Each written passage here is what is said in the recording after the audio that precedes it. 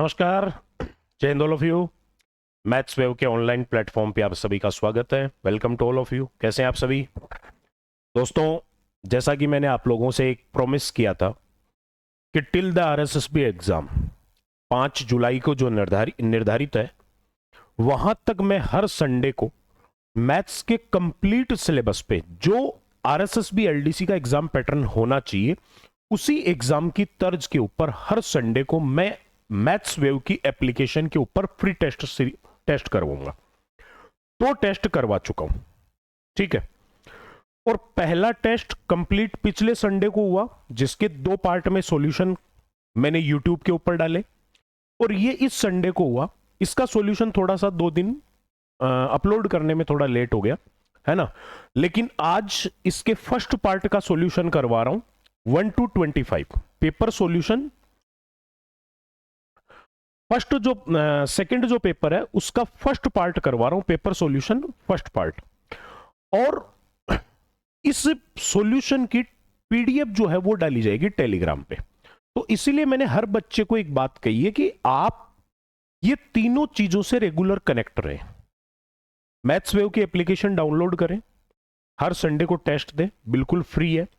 YouTube पे उसका solution देखकर एनालिसिस करें कि आपने क्वेश्चन किस तरीके से किया, जबकि वो डायरेक्ट कैसे हो सकता था, या आपको कोई क्वेश्चन नहीं आया तो आप कौन सा कंसेप्ट चूक रहे हो, है ना। और तीसरी चीज, टेलीग्राम पे उसकी पीडीएफ अपलोड होती है, तो वहां से आप पीडीएफ डाउनलोड करके आप कंटिन्यूअसली इस कंटेंट को अपने पास सेव भी रख सकते हो कि मैंने इतने क्वेश्चनों को फेज किया है। वो आपके पास एक डाटा हो जाएगा, एक कलेक्शन हो जाएगा। और टेस्ट पेपर जो है ना, वो बहुत बहुत एनालिसिस के बाद में सेट होता है, ऐसे ही नहीं होता। टेस्ट पेपर पूरी टीम बैठ के तैयार करती है। तो इसलिए आपको टेस्ट पेपर जो है ना, वो कलेक्शन आपके पास होना ही होना चाहिए। चलिए दोस्तों, स्टार्ट करते हैं। पहला ये एक क्वेश्चन लिखा गया था, किस संख्या का वर्गमूल एक परिमेय संख्या है। परिमेय संख्या होने का मतलब है वर्गमूल होना चाहिए। परिमेय का मतलब होता है निश्चित संख्या, एक रेशनल नंबर। तो अगला सीधा सा ये पूछना चाहता है, इनमें से कौन सी संख्या का वर्गमूल होगा, है ना।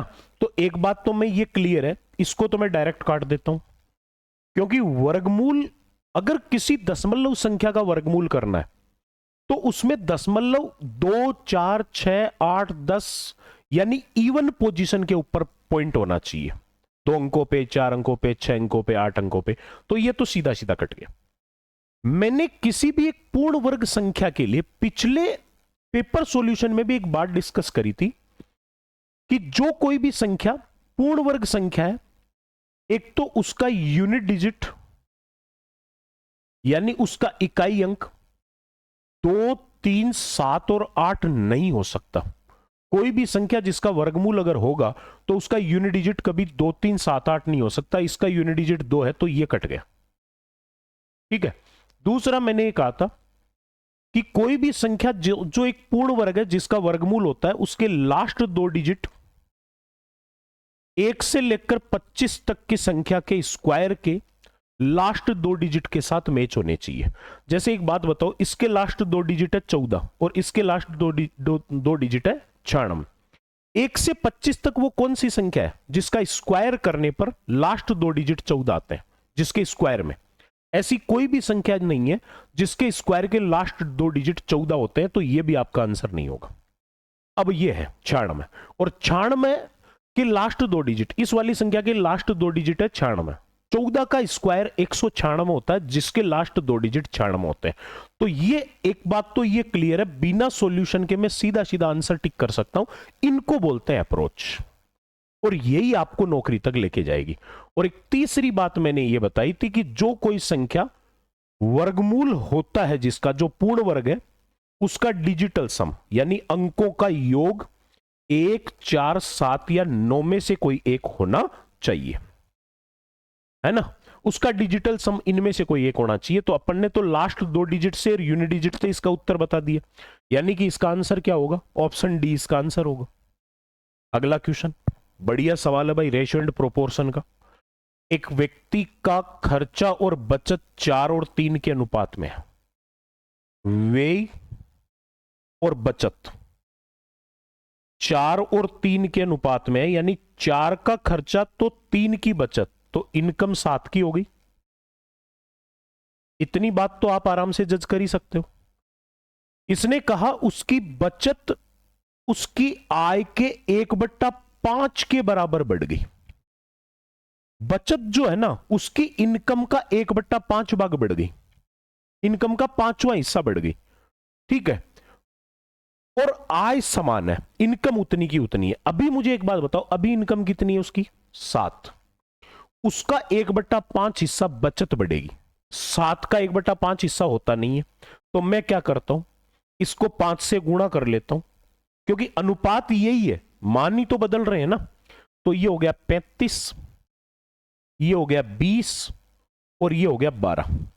अगला कह रहा है इनकम समान है, तो फिर इसने कहा कि व्यय और बचत का नया अनुपात क्या होगा। मेरे भाई अगर इनकम वही है, यानी इनकम कितनी है 35, तो खर्चे और अनुपात का जो टोटल होगा वो टोटल 35 या 35 का कोई फैक्टर होगा।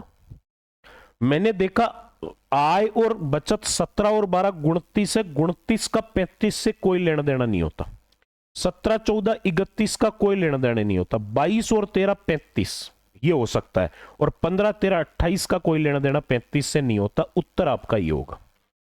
इतना तो मैंने केवल सीधा सीधा अप्रोच लगा के बोल दिया, ठीक है। लेकिन अब मैं पूरा सॉल्यूशन करता हूं। इसका 1/5 इनकम बढ़ गई, तो 35 का 1/5 सॉरी इसका 1/5 बचत बढ़ गई, तो 35 का 1/5 होता है 7। उसकी बचत 7 बढ़ गई, तो बचत हो गई कितनी? बचत हो गई 19 हो गई मेरे भाई। और एक बात बताओ, आय तो वो की वही है। अरे यार ये क्या लिख दिया, सॉरी सॉरी सॉरी।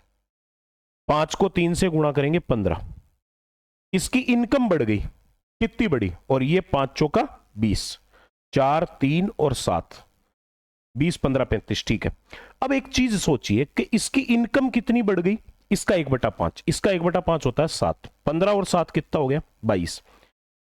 जबकि इनकम अगला कह रहा है वो की वही है 35 की 35, तो 35 में से अगर 22 की बचत है तो मुझे बताओ खर्चा कितने का होगा? 13 का होगा। और अगले ने यही पूछा है कि उसके नए खर्च और बचत का अनुपात क्या होगा, तो नए खर्च और बचत का अनुपात कितना हो गया? 13:22 हो गया। समझ गए? ठीक है। देखो खर्चा 7 बचत 3, तो टोटल आय हो गई खर्चा 4 बचत 3, मेरी जबान को क्या हो गया आज, खर्चा 4 बचत 3, तो आय हो गई 7। उसका अब यह कह रहा है कि उसकी बचत इनकम का 1/7 5 बढ़ गई, तो इनकम का 5वां हिस्सा हो नहीं रहा, तो मैंने क्या किया, पूरे को 5 से गुणा कर दिया, तो इनकम 35 हो गई, खर्च 20 हो गया और बचत 15 हो गई। अब इसका 1/5 हिस्सा बढ़ाएंगे, तो 35 का 5वां हिस्सा 7 बढ़ जाएगी, बचत 15 और 7 हो जाएगी 22। जबकि अगला कह रहा है इनकम वो की वही है, इनकम 35 है, तो 35 में से 22 की बचत है, तो खर्चा कितना हो गया? 13 हो गया। तो मैंने इसका पूरा सॉल्यूशन भी समझा दिया और आपको डायरेक्ट अप्रोच भी बता दी। अगला ये डाटा इंटरप्रिटेशन का क्वेश्चन आ गया। ये फोकट का नंबर होता है, ये बिल्कुल फोकट का नंबर है। इस बार ग्राफ में ए बी सी डी और ई विभिन्न संगठनों में पुरुष और महिला सदस्यों की संख्या दी गई है। ये आपके पास अलग अलग संगठन है, ए बी सी डी और ई। इनमें पुरुष और महिला संगठनों की संख्या दे रखी है। तो एक बात तो ये समझिए मेरे भाई, पुरुष तो देखो ये बता रखे नीले वाले, ये तो है मेल और ये है फीमेल। यहां मेल कितने दिख रहे हैं? यहां मेल दिख रहे हैं भाई, मेरे को इसमें दिख नहीं रहे, आपको तो ये दिख जाएंगे, है ना। मैं पेपर में देख लेता हूं भाई।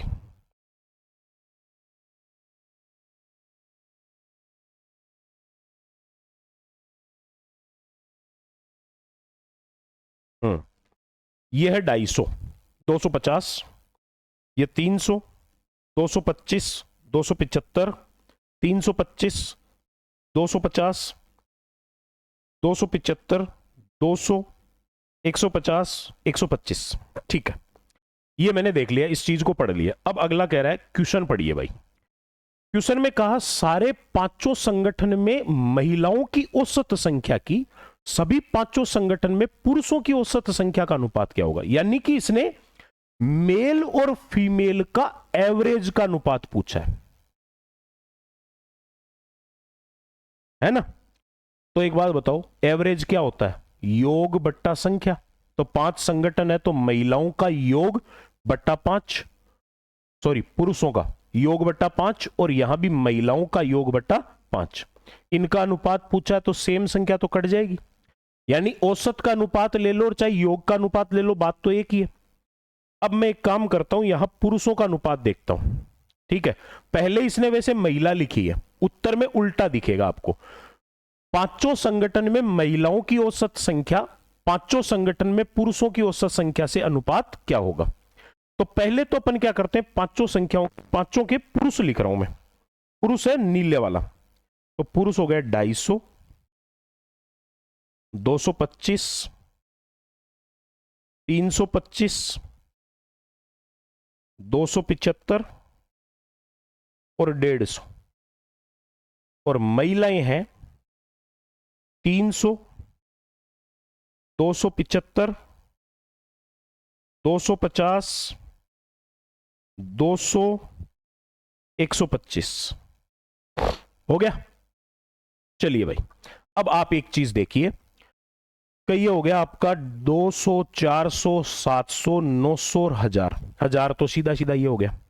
अब 50, 25, 75 और 25 100, ये 1000 और 100 1100, और 75 और 50 125, तो 1225 तो हो गए मेल।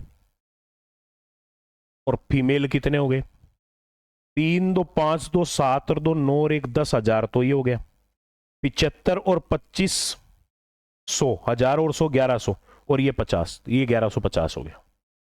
अब इनको अगर मैं काटूं, ये सीधा सीधा 25 से कट जाएंगे, तो 25 चौका 100 और 25 नंबर 225, और ये 25 चौका 100 और 25 दिया 25 ही 150, तो 49:46 किसका अनुपात आ रहा है, 49:46 है मेल और फीमेल का। इसने पहले फीमेल लिखी, पहले फीमेल और बाद में मेल पूछा है, तो ये हो जाएगा 46:49। ये लीजिए, यानी ये क्वेश्चन जो है ना, ये कैलकुलेटिव है, इसमें थोड़ा सा ध्यान रखना पड़ता है, बाकी बहुत सिंपल है, फोकट का नंबर है। अगला क्वेश्चन इसी से रिलेटेड है, किस संस्थान में पुरुषों की संख्या और सभी संस्थानों में महिलाओं की औसत संख्या के बीच अंतर न्यूनतम है। पहले तो महिलाओं का एवरेज, एवरेज ऑफ फीमेल्स, क्योंकि इसने कहा किस संस्थान में पुरुषों की तो संख्या और सभी संस्थानों में महिलाओं की औसत संख्या के बीच का अंतर न्यूनतम है। महिलाओं की औसत संख्या, महिलाओं की टोटल संख्या आई 1150, टोटल संख्या 1150, तो एवरेज हो जाएगा बट्टा 5, 230 है ना। अब ये पूछ रहा है कौन से वाले संस्थान में पुरुषों की संख्या का इसके साथ अंतर न्यूनतम होगा। मैंने ले लिया संगठन ए, संगठन ए में पुरुष है 250 और एवरेज इसका आया 230, अंतर है 20 का। संगठन बी में पुरुष है 225 और ये 230 दे रखे हैं, अंतर है 5। संगठन सी में पुरुष है 325 और महिलाओं का एवरेज 230, ये एवरेज हो गया आपका 95 का, है ना। और संगठन डी में 275 पुरुष है और महिलाओं का एवरेज 230, अंतर हो गया 45 का। और संगठन ई में पुरुष 150 है, एवरेज 230 है, अंतर हो गया 80 का। तो कौन से वाले में ये अंतर न्यूनतम है, मिनिमम कौन से में, मिनिमम है संगठन बी में। यहां थोड़ा सा टाइम लगता है, बट ये क्वेश्चन बिल्कुल फोकट के। इस क्वेश्चन का मैंने आपको YouTube पे वीडियो सेशन में जाओगे तो मैंने एक आधे घंटे का वीडियो भी डाल रखा है, जिसमें ये अंतर विभाजन और बाह्य विभाजन के क्वेश्चन को बिना फॉर्मूले से डायरेक्ट कर सकते हो। आप बिना फॉर्मूला लगाए सीधा सीधा कर सकते हो। देखो अभी क्या कर रहा है, 2, -3 और -4, 6 को मिलाने वाली रेखाखंड को 1 और 2 के अनुपात में अंतः विभाजित करने वाले बिंदु के निर्देशांक। देखो भाई, ये बिंदु है एक तो 2 कोमा -3 और ये वाला है -4,6 और इसको 1 और 2 के अनुपात में अंतः विभाजित, यानी इसके अंदर एक बिंदु ऐसा है जो इसको 1 और 2 के अनुपात में बांटेगा, यानी एक हिस्सा इधर और 2 हिस्से इधर। तो एक बात बताओ, ओवरऑल तो इसके 1 और 2 3 टुकड़े हो गए ना, 1 और 2 के अनुपात में बांटना है, तो इस टोटल दूरी के 3 पार्ट करने हैं, उनमें से एक पार्ट इधर हो गया रहेगा और 2 पार्ट इधर रहेंगे। तो मैंने देखा एक्स कोऑर्डिनेट जो है वो 2 से गया -4 पे, तो 2 से -4 पे गया, तो मुझे बताओ -6 का गैप आ गया कि नहीं आया, मतलब 2 से -4 पे गया तो -6 हुआ है, और उस 6 के अगर मैं 3 टुकड़े करूं तो -2 के होंगे। कहने का मतलब हर एक टुकड़ा 2 कम होता जाएगा, तो 2 कम होंगे तो 3 टुकड़े में 6 कम हो जाएगा। अब देखो यहां 2 से अगर आप -2 करेंगे, यानी पहला हिस्सा इधर एक हिस्सा होगा और इधर 2, और एक हिस्सा है -2 का, तो 2 में से 2 कम करेंगे तो मुझे बताओ इस वाले बिंदु का एक्स कोऑर्डिनेट, क्योंकि एक्स वाले को देखा अपन ने, एक्स का अंतर है 6 का, 6 के 3 टुकड़े किए 2 के, और ये 2 कम हुआ तो ये आ गया 0 पे, यानी कि आंसर जो भी होगा उसका एक्स कोऑर्डिनेट कितना होगा, 0 होगा। एक ही ऑप्शन है जिसका एक्स कोऑर्डिनेट 0 है, तो ये आपका उत्तर हो गया। वैसे ही आप देखना चाहो वाई वाला भी, वाई -3 से गया +6 पे, 9 का गैप हुआ है प्लस का, वाई वाले में 9 का गैप हुआ, उसके 3 टुकड़े करेंगे तो 3 के आएंगे, और इधर एक ही हिस्सा रहेगा, तो -3 में 3 मिलाते ही ये भी बन गया क्या, 0। तो x और y दोनों कोऑर्डिनेट 0 0 आएंगे। और एक बात ध्यान रखना मेरे भाई, कि जिस समष्टि में किसी बिंदु के निर्देशांक 0,0 होता है, वो उसका ओरिजिन पॉइंट होता है, मूल बिंदु होता है। मूल बिंदु के निर्देशांक हमेशा 0,0 होते हैं। जबरदस्त सवाल है और आपको इसका जबरदस्ती तरीका बता रहा हूं, शानदार तरीका, मजा नहीं आ जाए तो बोलना सुन के। त्रिभुज का क्षेत्रफल बताइए जिसके शीर्ष 4,5, 6,1 और -3,5 है, उस त्रिभुज का एरिया बताना है। पहले तो मैं क्या करता हूं, आपको अगर 3 बिंदु के निर्देशांक दे रखे, 3 बिंदु जिनके निर्देशांक x1, y1, x2, y2 और x3, y3, अगर ये दे रखे हैं, तो फिर उस त्रिभुज का क्षेत्रफल, इन तीनों बिंदुओं से मिलकर बनने वाले त्रिभुज का क्षेत्रफल होगा 1/2। अब इसको समझने के लिए काम करता हूं, x1 के नीचे y1, x2 के नीचे y2, x3 के नीचे y3, फिर वापस से रिसाइकिल हो जाएगा, x1, x2, x3, बाद में वापस x1 आ जाएगा, x1 के नीचे y1 और x2 के नीचे y2। इस प्रकार मैंने लिख दिया। तो अब देखो फॉर्मूला क्या होता है, x1 के साथ आएगा, x1 के साथ आएगा, y1 को छोड़ दो, आगे वाले दोनों का अंतर, y2 - y3, प्लस x2 के साथ आएगा, x2 के साथ y2 को छोड़ दो, आगे वाले दोनों y निर्देशांक का अंतर, y3 - y1, कंटिन्यू चलेगा, और x3 के साथ आएगा, y3 को छोड़ दें, आगे वाले दोनों का अंतर y1 - y2। मेरे भाई त्रिभुज का क्षेत्रफल का इतना बड़ा फॉर्मूला होता है जब किसी त्रिभुज के तीनों निर्देशांक दे रखे हो, इतना बड़ा फॉर्मूला है। अब मैं क्या करता हूं, इसको बिल्कुल शॉर्ट करता हूं, आपको एक ऐसा तरीका सिखाता हूं कि दिल खुश ना हो जाए तो बताना। आपको 3 कोऑर्डिनेट दिए, 4,5, 6,1, -3,5। आप एक काम करो, एक त्रिभुज, एक शीर्ष के निर्देशांक, एक कोऑर्डिनेट 0 0 कर लो, मतलब त्रिभुज जो 3 बिंदुओं से मिलकर बन रहा है ना, एक बिंदु मूल बिंदु बना लो, एक को मूल बिंदु बना लो, ठीक है। तो किसी भी एक को 0 कर लो।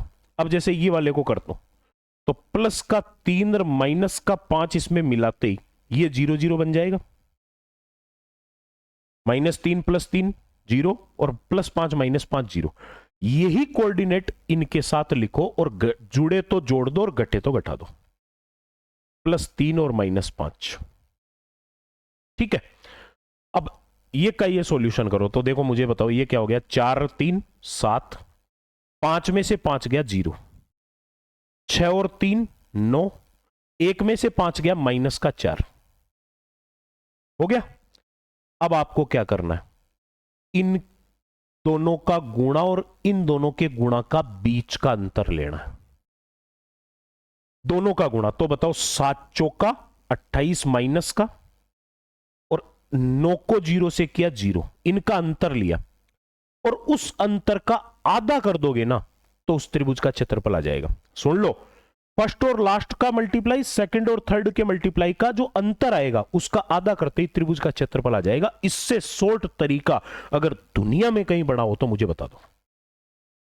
इसीलिए मेरे भाई मैं हमें हर बार कह रहा हूं, बच्चों को हर बार कह रहा हूं कि जो बच्चा इस मैथ्स वेव के प्लेटफॉर्म से आरएसएसबी एलडीसी के लिए मैथ्स पढ़ेगा ना, उस बच्चे को मैथ्स का डर नहीं सता सकता, क्योंकि मैं ऐसी ऐसी अप्रोच सिखाऊंगा कि बच्चा यार कैसे रुक सकता है सिलेक्शन से, ये बताओ आप। चांस ही नहीं है। मजाक थोड़ी है कि ऐसे ही बच्चा सेलेक्ट होने से रुक जाए। और इसीलिए आरएसएसबी एलडीसी के बच्चों के लिए 2 मिनट की इंफॉर्मेशन दे देता हूं। एक तो मैंने बिल्कुल फ्री टेस्ट सीरीज चला रखी है जिसका सॉल्यूशन अभी मैं करवा रहा हूं, ठीक है। हर संडे को सुबह 10 बजे एप्लीकेशन पे पेपर अपलोड होता है आरएसएसबी एलडीसी का फुल पैटर्न के ऊपर, एग्जाम पैटर्न पे 50 क्वेश्चन 75 मिनट 1/3 नेगेटिव मार्किंग, जिसका सॉल्यूशन यूट्यूब पे होता है और टेलीग्राम के ऊपर उसकी सॉल्यूशन की पीडीएफ डाली जाती है। तो आज ही चैनल अगर सब्सक्राइब नहीं किया सब्सक्राइब कर लो, मैथ्स वेव की एप्लीकेशन डाउनलोड कर लो और टेलीग्राम चैनल ज्वाइन कर लो। और एक दे रहा हूं हर बच्चे को बिल्कुल फ्री बैच। अब आप सोच लो कौन सा ऐसा प्लेटफॉर्म है जो फ्री बैच देता हो ऐप पे। मैं देता हूं भाई, क्योंकि मुझे मेरे बच्चों का सिलेक्शन चाहिए। फ्री बैच है अप्रोचेबल बैच। जैसे ही मैथ्स वेव की एप्लीकेशन डाउनलोड करोगे, फ्री कोर्सेज एक फोल्डर बना हुआ है, उसमें जाओगे आपको ये बैच दिखेगा। उसमें मैंने 2 चीजें सिखाई है। Click the answer without any calculation, ज्यादा लंबा कोर्स नहीं है, सिर्फ 15 क्लास का कोर्स है। और एक ट्रिक्स ऑफ कैलकुलेशन, एक तो कैलकुलेशन की ट्रिक सिखाई है जिससे कम से कम टाइम में आप बड़ी से बड़ी कैलकुलेशन कर सकते हो। और एक उसमें केवल क्वेश्चन के ऑप्शन देखकर आंसर टिक करना सिखाया है। जैसे इस पेपर सॉल्यूशन में भी मैं 1-2 पीछे वाले क्वेश्चनों में डायरेक्ट ऑप्शन देखकर आंसर बता दिया आपको। वो अप्रोच मैंने आपको इस बैच में सिखाई है। तो इसलिए आपको हर बच्चे को इस बैच का फायदा उठाना है। कोई बच्चा आरएसएसबी एलडीसी के लिए मैथ्स और ये 10 क्वेश्चन का जीके का पोर्शन, 60 क्वेश्चन का पोर्शन कंप्लीट कवर करे, जिसमें भी एडवांस लाइव फ्रॉम स्टूडियो है, ओनली 299 रुपए में। कोई बच्चा कंप्लीट मैथ्स ले, arithmetic plus advance RSSB LDC के लिए, तो ये केवल 199 रुपए, हाँ 249 रुपए में। और कोई बच्चा अगर केवल एडवांस पढ़ना चाहे आरएसएसबी एलडीसी के लिए, पूरी एडवांस, वो भी लाइव फ्रॉम स्टूडियो, वो ये केवल 199। और कोई बच्चा अगर फाउंडेशन पढ़ना चाहिए कि सर ऑल कंपटीशन के लिए आपसे अर्थमेटिक और एडवांस पढ़नी है, तो एक रामानुजन बैच मेरा चल रहा है केवल 399 रुपए में आज ही। और हर क्लास, ऐसा नहीं है कि पूरे बैच में 1-2 क्लास फ्री है, हर टॉपिक की 2-2 3-3 क्लास फ्री दे रखी है। आप आराम से देखो फ्री क्लास को और फिर एनालिसिस करके कोर्स परचेज करो। ये क्वेश्चन बहुत बढ़िया सवाल और लंबा कैलकुलेटिव क्वेश्चन, आप एक बार इसको गूगल करके देखना, आपका दिमाग खराब हो जाएगा। लिखा है के का वह मान बताओ जिसके लिए के कोमा 2 कोमा -2 के माइनस के प्लस 1 कोमा 2 के -4 माइनस के कोमा 6 -2 के सहरेख है, एक ही रेखा पर स्थित है। जब मेरे भाई 3 बिंदु एक रेखा पे स्थित होते हैं ना, तो अपन ये मानते हैं अगर मान लो ये बिंदु यहां होता तो ये मिलकर क्या बनाते, एक त्रिभुज बनाते। लेकिन ये बिंदु इसी के ऊपर आ गया, तो मुझे बताओ त्रिभुज का क्षेत्रफल 0 हो गया कि नहीं हुआ। और ये इस बिंदु को इधर उधर खिसकाने वाला मेथड है ना, ट्रांसफर मेथड।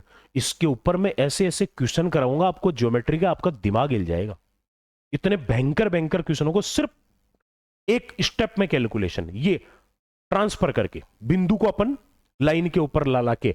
यानी कि अगर त्रिभुज बनता है तो ऐसा बनता है, इस बिंदु को अपन पकड़ कर यहां ले आएंगे तो ये एक ही रेखा पर हो जाएंगे, और एक रेखा पे हो जाएंगे तो त्रिभुज का क्षेत्रफल क्या हो जाएगा, 0 हो जाएगा। यहां पर इसने कहा कि कोलिनियर है, कोलिनियर का मतलब त्रिभुज का क्षेत्रफल 0 होगा, सरेक होने का मतलब। तो अब क्या करता हूं, के कोमा 2 माइनस 2 के, दूसरा लिखा है माइनस के प्लस 1 कोमा 2 के, और तीसरा लिखा है -4 माइनस के कोमा 6 माइनस 2 के। मैंने अभी अभी जब 3 बिंदुओं के निर्देशांक देकर आपको त्रिभुज का क्षेत्रफल पूछे तो अभी अभी जस्ट मैंने एक तरीका बताया कि आप पहले तीनों में से किसी एक को 0 कर दो। तो मैं इसको 0 बना लेता हूं। कैसे बनेगा मेरे भाई, माइनस के है तो प्लस का के, प्लस 1 है तो -1, और 2 के है तो -2 के, करते ही ये 0 0 हो जाएगा, ये कट के 0 0 बन जाएगा। यही पॉइंट यहां लिखो, के -1 कोमा -2 के, जुड़े तो जोड़ देंगे, घटे तो घटा देंगे। तो के और के -1 जुड़कर हो गया केर के 2 के -1, 2 -2 के में -2 के और जुड़ गया तो ये हो गया 2 -4 के। सेम यहां पर के -1 और ये हो गया -2 के। तो मेरे भाई पहली बात तो -4 -1 हो गया -5, माइनस के प्लस के कट गया तो ये हो गया 0, और 6 -2 के में -2 के और जुड़ गया तो ये हो गया 6 -4 के। अब वही सेम तरीका क्या करना है, फर्स्ट और लास्ट का गुणा सेकंड और थर्ड के गुणा का अंतर लेकर उसका आधा करेंगे तो त्रिभुज का क्षेत्रफल आ जाएगा। तो चलो पहले इनका गुणा करते हैं। क्या 2 के -1 को 6 -4 के से गुणा करते हैं। देखो इधर लिख देता हूं 2 के -1 और गुणा, चलो मैं यहां पूरी स्टेप ही लिख देता हूं, 2 के -1 गुणा 6 -4 के, और दूसरा वाला है 2 -4 के गुणा -5, 2 -4 के गुणा -5, और इसका जो भी मान आएगा उसका आधा करेंगे ना तो त्रिभुज का क्षेत्रफल आएगा, और वो क्षेत्रफल अपने को पता है 0 है। करो गुणा, 2 के को 6 से किया तो 12 के, 2 के को -4 से किया तो -8 के स्क्वायर, 4 दूनी 8 के स्क्वायर, -1 को 6 से किया -6, और -1 को 4 के से किया +4 के, फिर ये -5 को 2 से किया -10, अंदर है माइनस का 10 और उसको बाहर वाले माइनस से करेंगे तो प्लस का 10, -5 को -4 से करेंगे तो माइनस माइनस प्लस, 5 चौका 20 के, और बाहर माइनस है तो माइनस का 20 के, बट्टा 2 है और बराबर 0, 2 उधर जाएगा तो 2 को 0 से गुणा करने पर 0 ही आएगा, क्या फर्क पड़ना है। अब आप देखो यहां पे माइनस का 8 के स्क्वायर तो है ही है, प्लस का 12 के, प्लस का 4 के 16 के, और -20 के, 16 के में से -20 के गया -4 के, और -6 + 10 हो गया प्लस का 4 बराबर 0। इसको पूरे को उधर ट्रांसफर कर देंगे, 4 से काट भी देना, ये इसको उधर भेजूंगा, -8 के स्क्वायर हो गया +8 के स्क्वायर, और 4 से कट गया तो 2 के स्क्वायर प्लस के और -1 बराबर 0। और भाई साहब अगर ये कोऑर्डिनेट दे रखे हैं ना तो मैं एक बात 100% कह सकता हूं कि के का मान जो है वो एक अपरिमेय संख्या आएगी, रूट के अंदर एक संख्या आएगी, और इनमें से कोई भी ऑप्शन ऐसा नहीं है जिसमें के का मान रूट में कोई वैल्यू आ रही हो, कोई भी एक ऐसी वैल्यू नहीं है जो रूट में आ रही है, इसलिए इसका आंसर हो गया नन ऑफ दीज। यानी कि ऐसा करने पर भी ऐसे क्वेश्चनों का इतना लंबा सॉल्यूशन है, तो सोचो फॉर्मूले से तो दिमाग खराब हो जाएगा। अगला क्वेश्चन, एक त्रिभुज के केंद्रक यानी सेंट्रोइड, ज्योमेट्री टॉपिक मैं एप्लीकेशन पे अभी पढ़ा रहा हूं, उसमें मैंने इन शब्दों को इतना डिटेल में पढ़ाया है। केंद्रक यानी सेंट्रोइड, और केंद्रक का दूसरा नाम होता है गुरुत्व केंद्र। और मेरे भाई वहां मैंने एक चीज का जिक्र किया है कि केंद्रक एक तरीके से त्रिभुज के तीनों बिंदुओं का एवरेज होता है, तीनों बिंदुओं का एवरेज होता है केंद्रक। तो यहां आपको 4,20, 8,-3 और 3,-2 दिया हुआ है, तो इनका एवरेज निकाल लोगे, वही केंद्रक होगा। 4, 8, 12 और 3, 15 का एवरेज 15/3, औसत यानी राशियों का योग बटा राशियों की संख्या। और ये 20 में से 3 गया 17, 17 में से 2 गया 15, इसका एवरेज भी 15/3। तो बताओ 15/3, 15/3 क्या आ गया? 5,5 आ गया। ये आपका आंसर हो गया। जिस बच्चे ने ये क्लास ले ली ना, वहां मैंने पूरा समझाया कि केंद्रक का दूसरा नाम गुरुत्व केंद्र होता है, जो माध्यिकाओं का प्रतिच्छेद बिंदु होता है। इंटरसेक्टिंग पॉइंट ऑफ मीडियंस माध्यिकाओं का प्रतिच्छेद बिंदु होता है, और वो हमेशा त्रिभुज के तीनों बिंदुओं का एवरेज होता है। यह चीज वहां पर पूरी डिटेल में समझाई हुई है। चलिए अगला क्वेश्चन। साधारण ब्याज की एक निश्चित दर पर एक राशि 3 साल बाद 14,880 और 5 साल बाद 16,800 रुपए हो जाती है। तो उसी राशि पर 10% प्रतिवर्ष की दर से 4 वर्ष का सिंपल इंटरेस्ट कितना होगा, क्या वो बताना है। चलिए भाई, पहले तो आप ये समझिए कि साधारण ब्याज है, यानी ब्याज पर ब्याज का कोई झंझट नहीं है। रकम कितनी है नहीं पता, 3 साल में, टाइम आपका 3 वर्ष है, 3 वर्ष में वो रकम बन गई 14,880। कोई राशि 3 साल में कितनी हो गई? तो 3 साल में मूल के साथ 3 साल का ब्याज जुड़ के ही तो हुई है। मतलब ये इसका क्या है? मिश्रधन। किसी राशि का 3 वर्ष का मिश्रधन 14,880 और 5 वर्ष का मिश्रधन दे रखा है 16,800। मेरे भाई ये कौन सा ब्याज है? साधारण ब्याज। और साधारण ब्याज हर वर्ष का सेम होता है, यानी 3 साल में ब्याज जुड़ के 14,800 हो गया और 5 साल में 16,800 हो गया। तो इन 2 साल में केवल ब्याज ब्याज ही तो बढ़ा है ना। तो आप ये देख ले कि 2 वर्ष का सिंपल इंटरेस्ट कितना हो गया। 14,880 से 16,800 हो गया, तो 16,800 में से 14,880 गया, 16,800 में से 14,800 गया तो 2,000 और 80 और गया तो 1,920। मेरे भाई 2 वर्ष का सिंपल इंटरेस्ट कितना है? 1,920। तो 1 वर्ष का सिंपल इंटरेस्ट, क्योंकि साधारण ब्याज तो हर साल का समान होता है, 1,920 का आधा 960। 1 साल का साधारण ब्याज कितना हो गया? 960 रुपए हो गया। ठीक है, बट इसने ये नहीं पूछा कि साधारण ब्याज कितना हो रहा है या दर कितनी है। इसने तो कहा कि उस राशि का 10% की दर से 4 वर्ष का साधारण ब्याज बताओ। तो साधारण ब्याज उस राशि का 10% की दर से 4 साल का बताने के लिए पहले राशि तो आनी चाहिए, यानी मूलधन पता करना पड़ेगा।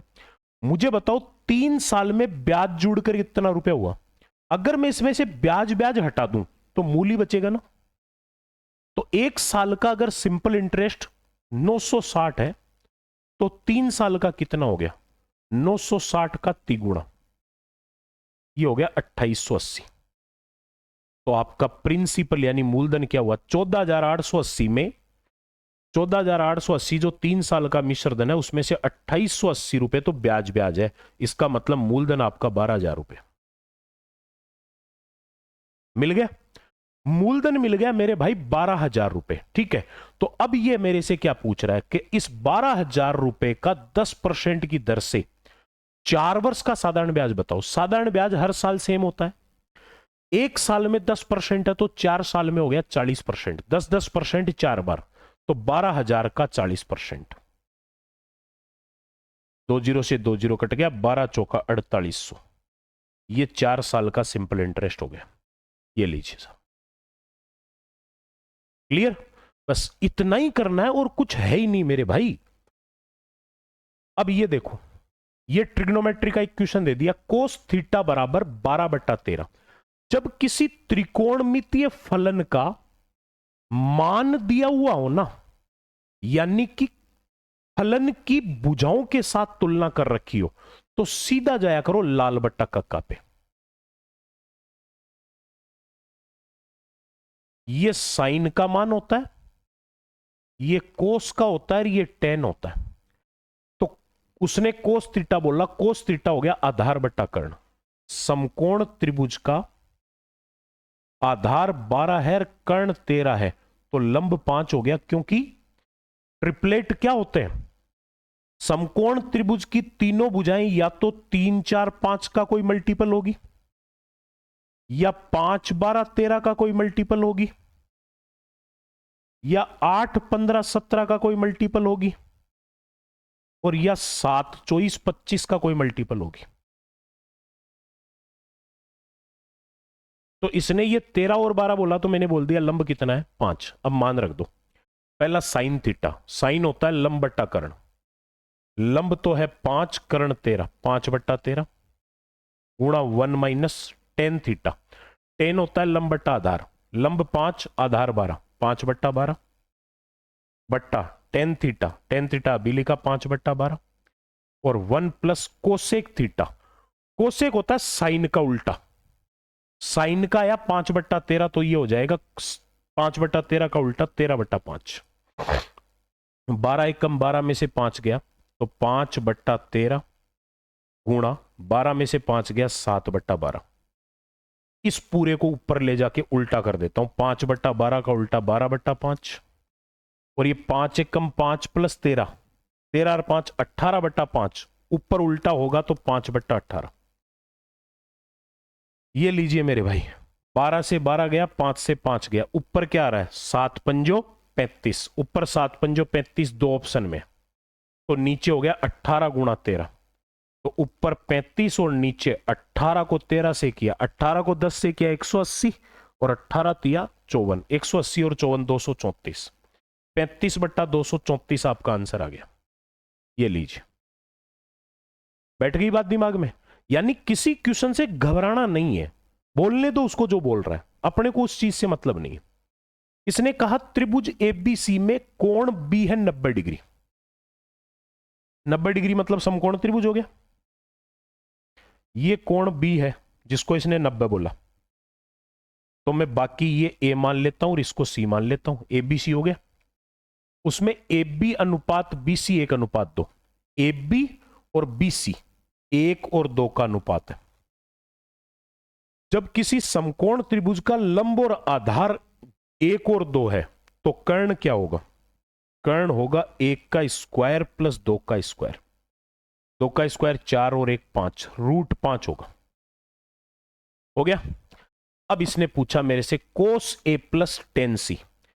आपको समकोण त्रिभुज की भुजाएं पता है और फलन पूछा है, भुजा और फलन में संबंध सिर्फ लाल बटा कक्का दे सकता है। तो पहले मैंने देखा कोस, कोस होता है आधार बट्टा कर्ण, लेकिन कोण क्या है कोस के साथ, ए, यानी कोस ए। ध्यान रखना, एक बहुत इंपॉर्टेंट चीज बता रहा हूं, किसी भी फलन के साथ ये जो कोण लिखा जाता है, ये कोण वाली भुजा हमेशा समकोण त्रिभुज का आधार मानी जाएगी। यानी कोस ए का मान ज्ञात करोगे ना, तो ये ए वाली भुजा ये आधार बनेगी, ये लंब बनेगी। कर्ण तो फिक्स है ना। और अगर फलन के साथ कोण सी लिखेगा तो फिर ये आधार बनेगी और ये लंब बनेगी। बताओ, बात समझ में आ गई। तो अब देखो कोस ए यानी आधार बटा कर्ण, ए वाला कोण ये है तो आधार 1 कर्ण रूट 5, 1 बट्टा रूट 5 प्लस टेन सी। ये देख लो, अब की बार टेन वाले के साथ सी लिख दिया, तो टेन होता है लंब बट्टा आधार। सी अगर ये है ना, तो ये आधार है और ये लंब है, तो लंब बट्टा आधार हो गया 1 बट्टा 2। नीचे दोनों को गुणा करके लिखूं 2 रूट 5, और अगर नीचे दोनों संख्याओं का गुणा किया जाता है तो ऊपर सीधा क्रॉस मल्टीप्लाई कर सकते हो आप। 2 को 1 से गुणा किया 2, रूट 5 को 1 से किया रूट 5, आंसर आ गया 2 प्लस रूट 5 बट्टा 2 रूट 5, 2 प्लस रूट 5 बट्टा 2 रूट 5। ऑप्शन डी आपका राइट आंसर है। यार पेपर सॉल्यूशन भी मेरे भाई बहुत कुछ सिखाते हैं, ऐसा थोड़ी है कि पेपर सॉल्यूशन ऐसा ही होता है, बहुत कुछ सिखाता है पेपर सॉल्यूशन।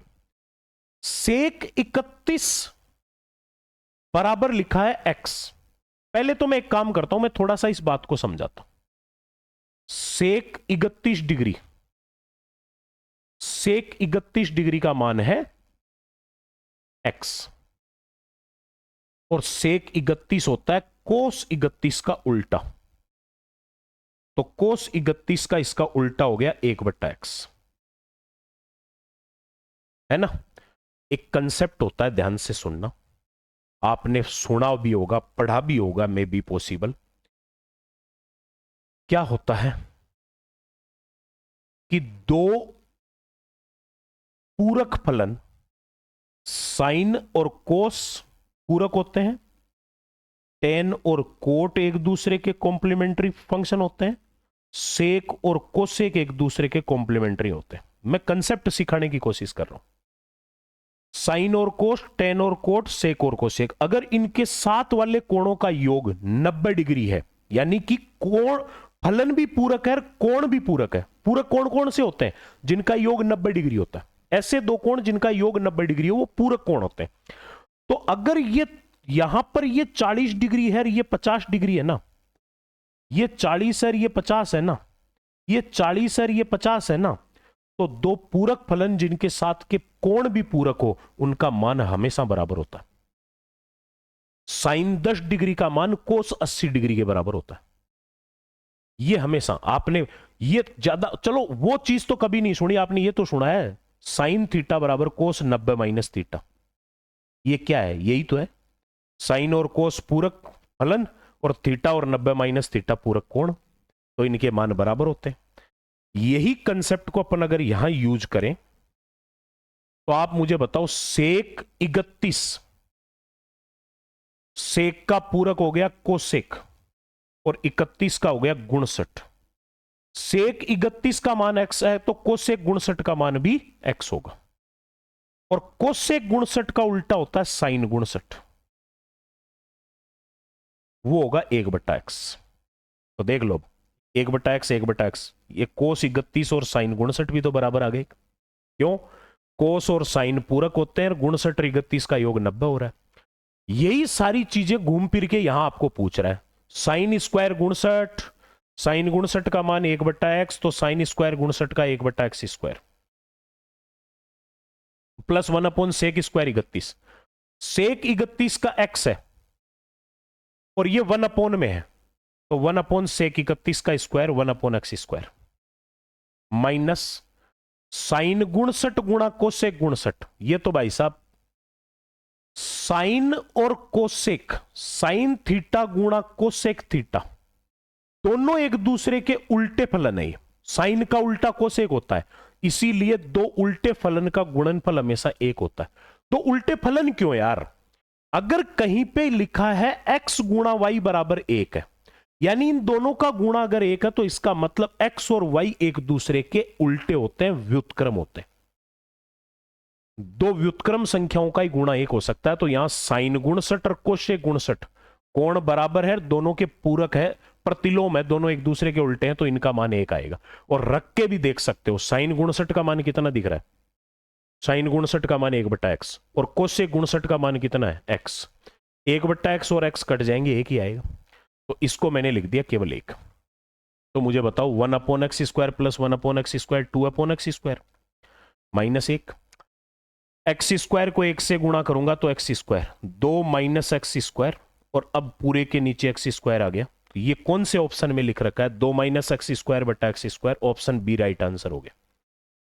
मजे के साथ पढ़ो ना यार, क्यों फालतू में क्यों टेंशन ले रहे हो इन चीजों की? बहुत सिंपल है मेरे भाई, बहुत सिंपल है। 2 साल के लिए प्रतिवर्ष 10% की दर से, हर साल 10%। और ध्यान रखना, ये जो दर होती है ना, मैं इस दर को हमेशा कैसे पढ़ता हूं? मैं पढ़ता हूं दर यानी 1 साल का ब्याज। 2 वर्ष के लिए हर साल 10% ब्याज पर एक साधारण ब्याज 8,100 रुपए। 10% 2 साल लगा साधारण ब्याज। साधारण ब्याज हर साल सेम होता है, ब्याज पे ब्याज का कोई लफड़ा नहीं है। यानी 20% का मान कितना है? 20% का मान दे रखा है 8,100। तो अगला कह रहा है 15% प्रतिवर्ष की दर से इसी अवधि के लिए, अवधि भी यही है यानी 2 साल, और राशि भी यही है, मतलब मूलधन भी सेम है। 100% वैल्यू दोनों की सेम है, यानी मूलधन दोनों का सेम है। तो मूलधन का 20% है 8100 और 15% की दर से इसी टाइम के लिए इसी राशि पर चक्रवृद्धि ब्याज कितना होगा यदि ब्याज प्रतिवर्ष संयोजित हुआ है। दोनों साल कितने कितने परसेंट ब्याज चक्रवृद्धि ब्याज है? 15%। तो टोटल ब्याज कितना हो गया मेरे भाई? टोटल ब्याज हो गया 15 प्लस 15, 15 गुणा 15/100। क्योंकि चक्रवृद्धि ब्याज पहले 15% लगेगा। मान लो मूलधन पे 15% ब्याज लगने के बाद जो आएगा ना अगले साल का ब्याज उसके ऊपर लगेगा 15%, लगातार लगता है। इसलिए मैं इसको क्या कह सकता हूं कि 15 और 15 हो गया 30, 15 गुणा 15 225 में 100 का भाग दिया 2.25, यानी ये लगभग 32.25% आएगा। तो मेरे भाई 20% का मान दे रखा है और 32.25% का मान पूछ रखा है, ऐसा ही है ना। तो फिर मैं पहले तो एक काम करता हूं, मैं ना अप्रोच से जाता हूं। ये 20% का लगभग 1.5 गुणे से थोड़ा सा ऊपर है कि नहीं है?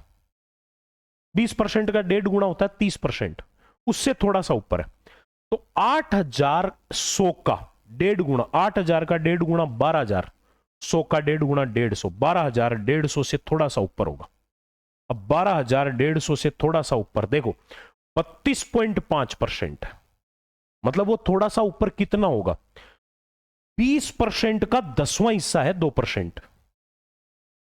थोड़ा देखो 1.5 गुना तो हो गया 30%, फिर 2.25 हो रहा है, 2 मान लो चलो, 20% का 10वां हिस्सा होता है 2%। तो 8100 का 10वां हिस्सा लगभग 800 से भी ऊपर। तो 12150 में 800 जोड़ेंगे तो 12950 से भी थोड़ा सा ऊपर है, क्योंकि अभी 0.25 और बाकी। तो 12950 से थोड़ा सा ऊपर एक ही ऑप्शन है 13061। जो काम अप्रोच कर सकती है वो काम कोई नहीं कर सकता। कैलकुलेशन करो, आपका दिमाग खराब हो जाएगा इस सवाल में, ऐसा क्वेश्चन है। बट अप्रोच पे जाओ। वापस सिखाता हूं क्या हुआ। 10% की दर से 2 वर्ष का साधारण ब्याज, साधारण ब्याज में हर साल 10-10% लगेगा, तो 2 साल 20% हो गया, जिसका मान 8100 दे रखा है। तो अगला कह रहा है इसी धन का इतने ही टाइम के लिए 15% की दर से चक्रवृद्धि ब्याज क्या होगा? पहले साल भी 15%, दूसरे भी साल भी 15%। तो टोटल 15 प्लस 15 प्लस 15 गुणा 15/100, 30 तो ये हो गया, और 15 गुणा 15 225 में 100 का भाग दिया 2.25 हो गया। मतलब आपको 20% का दे रखा है, 32.25% का पूछ रखा है। एक बात तो ये कन्फर्म है कि 20% का 1.5 गुणा करते ही 30% आ जाएगा। तो 8100 का 1.5 गुणा किया 12150, है ना। और अब रह गया 2.25% और है, तो 2% और मिला लो। 20% का 2% हो गया 10वां हिस्सा, 8100 का 10वां हिस्सा 810 माना, तो ये मिलाएंगे तो 12960 है। बट अभी भी 0.25 और बच रहा है, तो 12960 से थोड़ा सा ऊपर एक ही ऑप्शन है 13061। अब इससे ज्यादा आप यार क्या सीखना चाहोगे मेरे से, ये बताओ मुझे।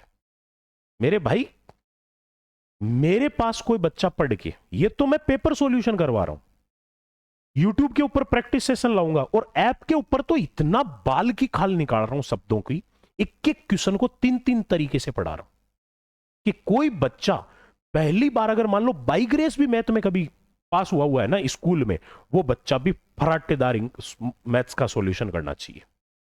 यही टीस है मेरे भाई मेरी अपने आप से।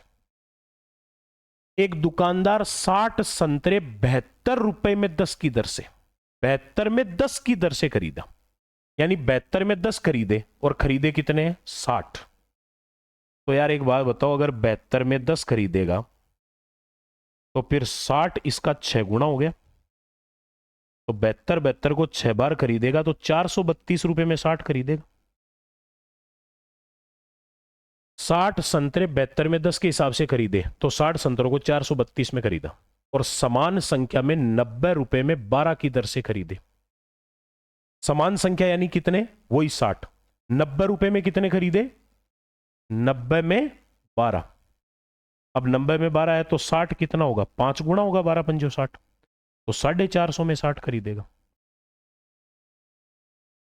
दोनों बातों को मैंने ऐसे समझ लिया एक तो मैंने ये समझ लिया, एक तो मैंने ये समझ लिया, और एक मैंने ये समझ लिया मेरे भाई। ठीक है, देखो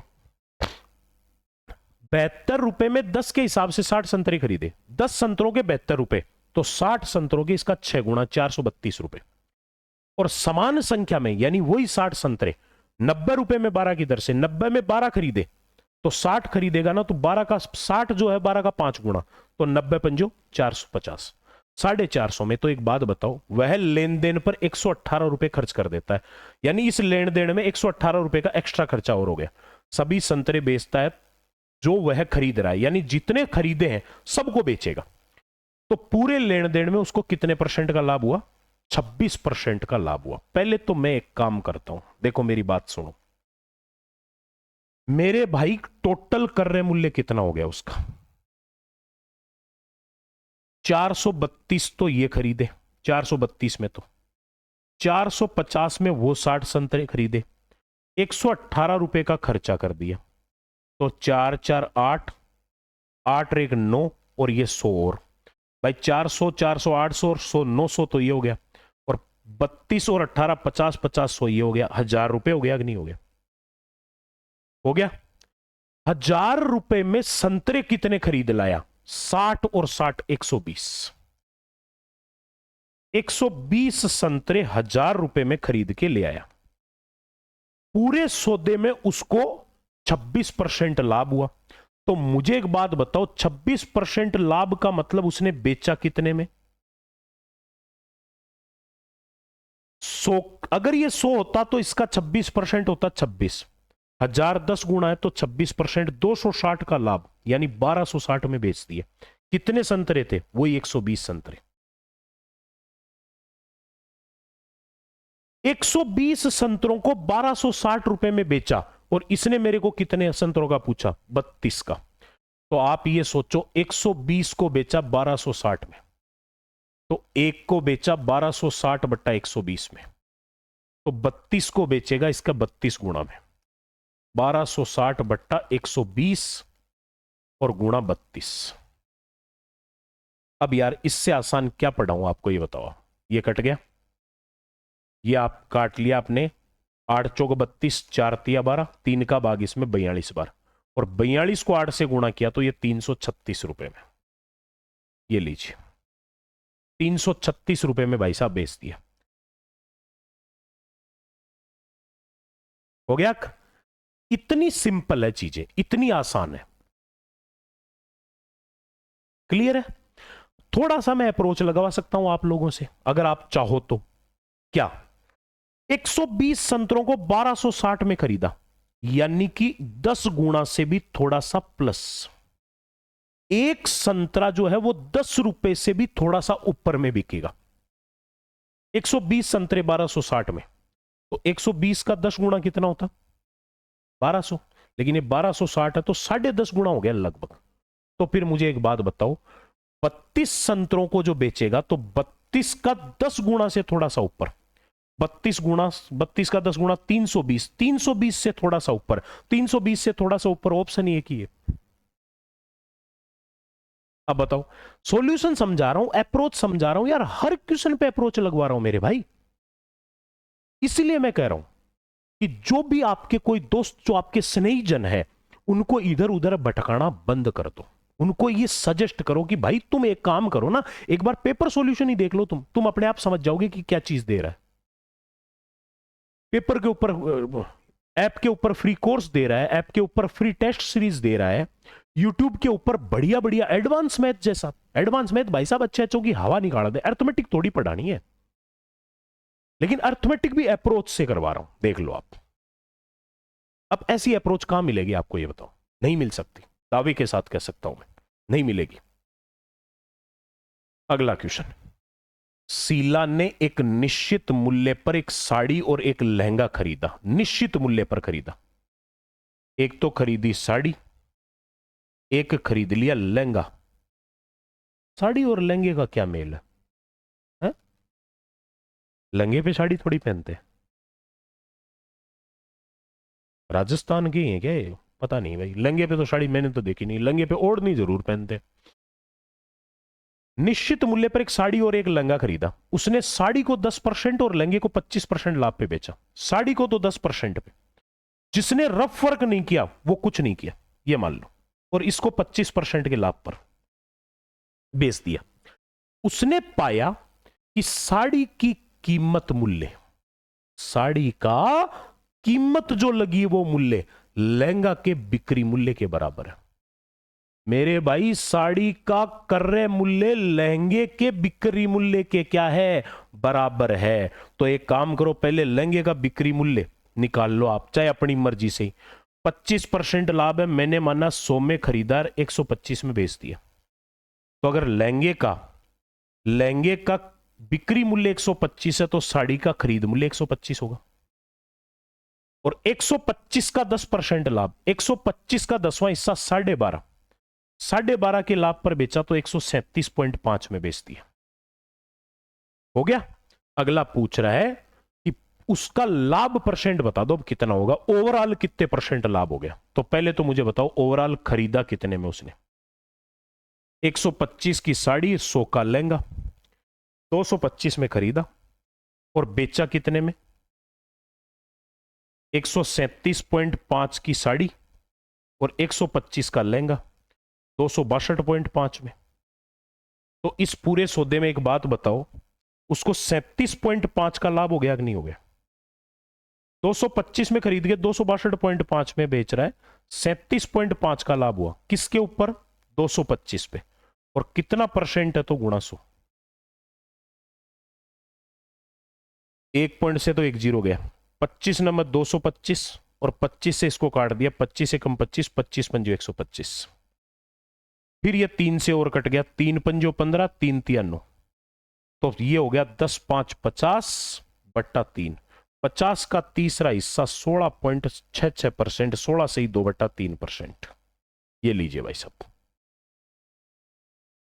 हो गया। बस इतने इतने सवाल है, इतने इतने सॉल्यूशन है, इससे बड़ा सॉल्यूशन नहीं हो सकता। इसलिए मैं हर बार एक बात कहता हूं, अर्थमेटिक पढ़ाते टाइम बच्चों को एक बात कहता हूं कि मेरे भाई अगर तुम एक्स मान के क्वेश्चन कर रहे हो तो तुम्हारी जिंदगी खराब है। अगर तुम सूत्र रट रहे हो अर्थमेटिक में तो तुम बर्बाद हो। और अगर अर्थमेटिक के 40% क्वेश्चन, कम से कम बता रहा हूं मैं, तो 40% क्वेश्चन अगर केवल ऑप्शन देख के नहीं कर सकते तो तुम पे धिक्कार है, या पढ़ाने वाले पे धिक्कार है। अर्थमेटिक का कोई भी क्वेश्चन का सॉल्यूशन 2 या 3 स्टेप से ऊपर नहीं जाना चाहिए। और ये नहीं कि अर्थमेटिक का तुम्हारा हर क्वेश्चन का नया तरीका होगा, नहीं, एक तरीका होगा, अनुपात समानुपात पढ़ लो, अर्थमेटिक खत्म है तुम्हारी। उसके बाहर कोई अर्थमेटिक, कोई मैथ्स नहीं है, केवल रेशियो एंड प्रोपोर्शन पूरी की पूरी अर्थमेटिक का समाधान है। अगला क्वेश्चन, एक बेईमान दुकानदार अपने माल पर 50% अधिक अंकित करता है और अंकित मूल्य पर 20% की छूट दे देता है। पहले तो यह समझो 50% बढ़ा रहा है और फिर उसके ऊपर 20% छूट दे रहा है। बेईमान दुकानदार के क्वेश्चन का एक सीधा सा तरीका बता दूं, जितनी वो बेईमानी करता है ना बेचते टाइम, जितनी बेईमानी बेचते टाइम करता है उसके अनुपात को उल्टा कर दो बस। उसका जो अनुपात बनेगा उसको उल्टा करके लिख दो और बाकी सारे अनुपात सीधे लिख दो, उत्तर आ जाएगा। ये लो, अब इससे शॉर्ट और नहीं बता सकता। क्या करना है, जितनी बेईमानी बेचते टाइम कर रहा है, खरीदते टाइम वाली बेईमानी नहीं, खरीदते टाइम वाली का तो अनुपात सीधा ही लिखना है। जितनी बेईमानी बेचते टाइम कर रहा है उसका अनुपात जो बनता है उसको उल्टा लिख दो और बाकी सारों को सीधा लिख लो, सीधा सीधा उत्तर आ जाएगा, जो भी प्रॉफिट होगा। पहले इसने 50 बढ़ाया तो 100 रुपए वाली वस्तु का 50 बढ़ाए तो 150, और 150 पे 20% छोड़ दिया। 150 का 10% होता है 15, 20% होता है 30, 30 छोड़ दिया तो 20, 120। यानी 100 में खरीद के 120 में बेच रहा है। क्रय मूल्य 100 और विक्रय मूल्य कितना है, 120। इसके अतिरिक्त वह एक दोषपूर्ण तराजू का, यानी कि एक खराब तराजू का प्रयोग करके 900 ग्राम के लिए 1 किलो दिखा रहा है। यानी कि देता 900 ग्राम है लेकिन दिखा रहा है 1 किलो। कहने का मतलब 1 किलो की जगह 900 ग्राम दे रहा है। तो मैं क्या करता हूं, अगले ने कहा कि उसका लाभ बताओ। लाभ तो क्रय और विक्रय मूल्य पर निर्भर करता है। यहां से आपका क्रय 100 और विक्रय 120 है, तो कर्य विकर्य का अनुपात आ गया 5 और 6, ये 5 और 6, और बेईमानी कर रहा है उसको उल्टा लिख दो। 1 किलो के पैसे ले रहा है, दे रहा है 900 ग्राम, तो 1 किलो के देकर 900 ग्राम ले रहा है। 1 किलो यानी 1000 ग्राम के पैसे लेकर 900 ग्राम दे रहा है। 2 जीरो से 2 जीरो कट गए, यानी अनुपात है 10 और 9। और मैंने कहा था ये जो बेईमानी करता है इसका अनुपात को उल्टा लिख दिया करो, बस इतना ही कर लो। ये डायरेक्ट और ये रिवर्स। ये तो आपका कर्य मूल्य है और ये आपका विकर्य मूल्य है, ठीक है। 5 का पहले गुणा करके बाद में सोल्व करो, बाद में कर लो, नहीं तो पहले काट लो। ये 5 दूनी 10, 3 तिया 9, 3 दूनी 6। तो इसका मतलब इधर तो है 3 और इधर है 2 दूनी 4। 3 में खरीद के 4 में बेच रहा है, तो जो लाभ हो रहा है उसको कितने का हो रहा है? 3 में खरीद के 4 में बेच रहा है, 1 का लाभ हो रहा है। किसके ऊपर? लाभ यानी हमेशा कर्य मूल्य पे होते हैं, तो 3 रुपए पर 1 का लाभ हो रहा है, तो 1/3 का लाभ है। कितना परसेंट है? 33.33%। 33 से 1/3% है। निकटतम पूर्णांक में बताना है तो 33% हो गया। समझ गए? अब इससे आसान और बताओ, क्या बताऊं तुम्हें? 7500 रुपए पर इनमें से किससे अधिकतम छूट मिलेगी? हां जी भाई साहब, सुन लीजिए। अधिकतम छूट यानी मैक्सिमम डिस्काउंट किस में मिलता है? एक तो है ना, इस क्वेश्चन में ऐसा भी पूछ रहा है आपको कि अधिकतम डिस्काउंट किस में मिलेगा। एक इसके लिए यह भी कह सकता है ग्राहक के लिए कौन सा प्रस्ताव अच्छा होगा, ग्राहक के लिए बेस्ट प्रस्ताव कौन सा होगा, बेस्ट ऑफर कौन सा होगा। दोनों बातों का मतलब एक ही है। आप अगर कस्टमर है, आप ग्राहक है, तो आपके लिए बेस्ट ऑफर कौन सा होगा? जिसमें आपको डिस्काउंट सबसे ज्यादा मिल जाए, जो मैक्सिमम डिस्काउंट है वही बेस्ट ऑफर है। अब आप इसमें एक चीज देखो, 7500 रुपए पर कौन से में सबसे ज्यादा छूट मिलेगी? पहला कह रहा है 5% और 5% की 2 रेगुलर छूट, दूसरा कह रहा है 10% की 1 छूट, तीसरा कह रहा है 8% और 2% की 2 रेगुलर छूट। टोटल देखोगे ना तो देखो 5 और 5 10 ये हो रहा है, ये 10 की 1 छूट है, ये भी 8 और 2 10 हो रहा है। टोटल बराबर होता है सबका, तो बच्चा ये सोचता है कि यार सबका बराबर ही हो रहा है, क्या फर्क पड़ेगा, तो ये कहेगा सभी में समान छूट मिलेगी, क्यों बीमारी पालनी है। नहीं, सब में छूट अलग अलग मिलेगी। और सुन लो, सबसे ज्यादा डिस्काउंट कौन से वाले में होगा? डायरेक्ट बता रहा हूं, बिना पेन चलाए उत्तर दोगे आप सीधा सीधा, कि जो मैक्सिमम डिस्काउंट या ग्राहक के लिए जो सबसे अच्छा प्रस्ताव है वो है जिनके बीच का डिफरेंस सबसे ज्यादा है। जहां डिफरेंस मैक्सिमम है उनका डिस्काउंट भी मैक्सिमम ही मिलेगा। 5 और 5 का डिफरेंस, पहला 5 और 5 है, डिफरेंस 0, दूसरा अकेला 10 ही है, 1 ही है, और तीसरा 8 और 2 है, 8 और 10 का डिफरेंस 6। मैक्सिमम डिफरेंस यहां मिल रहा है, तो ये वाला ऑफर सबसे बेस्ट है। कौन सा? Offer number 3। आप तो बस ये देख लेना कि अगर टोटल बराबर दे रखा है तो जहां सबसे ज्यादा अंतर होगा ना, जैसे मान लो आपको ये कह दे कि 10 और 30 की छूट दे दी, एक ऑफर तो ये आपके पास, एक ऑफर 20 और 20 का है, एक ऑफर 25 और 15 का है, एक ऑफर 35 और 5 का है। अब आपसे ये पूछ ले कि बताओ इनमें सबसे ज्यादा छूट किस में मिलेगी? जिसमें सबसे ज्यादा अंतर होगा उसमें सबसे ज्यादा मिलेगी। सबसे ज्यादा अंतर ये है, देखो 30 का अंतर है, यहां 15 का है, यहां 20 का है, यहां 0 का है, सबसे ज्यादा अंतर इसमें है। तो जहां अंतर सबसे ज्यादा होगा वहां डिस्काउंट भी सबसे ज्यादा होगा। बताओ, मजा आ रहा है कि नहीं आ रहा है? मजा आ रहा है कि नहीं आ रहा है? सही सही बताओ भाई, सही सही बताना, मजा आ रहा है कि नहीं आ रहा है?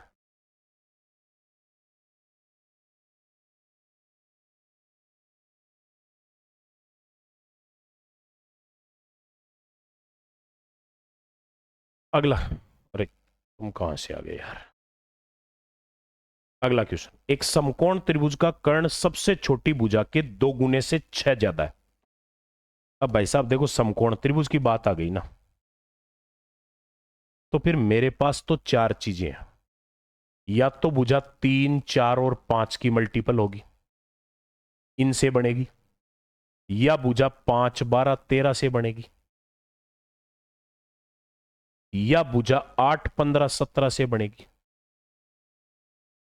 और यह भुजा 7 24 25 से बनेगी। ये 4 ट्रिपलेट याद कर लेना, पेन नहीं उठाओगे आप किसी समकोण त्रिभुज के सवाल में, ये गारंटी है मेरी, वादा है ये मेरा। समकोण त्रिभुज का जो कर्ण है वो सबसे छोटी भुजा के डबल से 6 ज्यादा है।